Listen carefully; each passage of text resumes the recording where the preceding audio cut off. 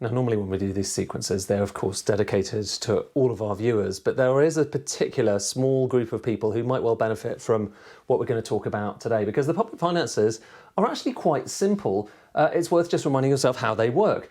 Really, it all just comes back down to two numbers here: the amount of taxes that you're getting in and the amount of spending you're doing. And you can see, look, taxes, that bar is slightly lower than this bar. What does that mean? It means you need to borrow to make up the difference. So that's why we have this deficit. This is the year we're in at the moment. And of course, no one likes to borrow enormous amounts, but it does at least mean that you're not bankrupt. And each year, these bars, which, as I say, that's basically it when we're talking about this stuff, they tend to shift. So look at in a couple of years' time, they're both going up a bit higher, but you've probably noticed taxes rising faster than spending. This is one of the bugbears for many people in this race at the moment. But the upshot of it is the deficit is much smaller, so down from 99 billion to 35 billion pounds. And for Rishi Sunak, that's really the point. You know, it's about trying to reduce the deficit over time and then maybe having money left aside for tax cuts in the future.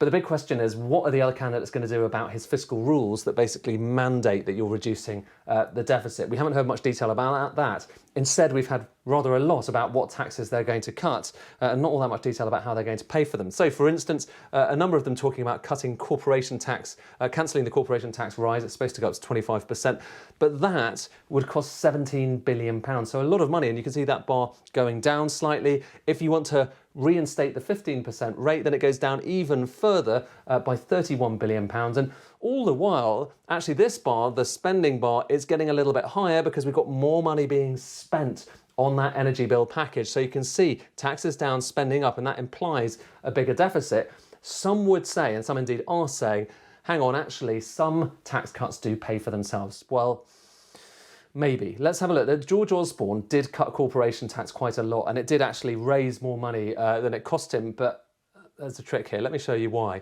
So this shows you the amount that it cost. This is George Osborne's tax cuts going from 2010 through to 2018. And you can see that's how much it cost, okay? So it cost quite a lot of money, but at the same time as cutting that tax rate, so not bringing in as much from the main rate, he was getting rid of certain incentives. So that's falling tax revenue. He was getting rid of certain incentives on capital allowances, for instance, making it a bit less attractive to invest, and various other loss restrictions. And by the end of this period, actually that bar of all the kind of investment incentives that went was bigger than that bar. So it did raise money, but it came at a cost for investment. The other argument is if you cut taxes, it can boost productivity growth, boost GDP growth. Well, again, in theory, it's possible, but just have a look at what's happened in the past. You know, this line shows you productivity over the last few decades, and these yellow lines are all of those successive forecasts. Yes, it's going to rise, it's going to rise, it's going to rise, but then it's basically flatlined.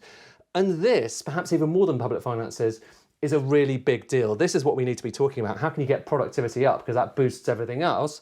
And at the same time, how do you deal with this? The fact that real household disposable income is going to fall this year at the fastest rate on record. So there's lots of stuff to talk about, but it seems like some of the candidates aren't quite raising all these deeper issues, quite yet at least.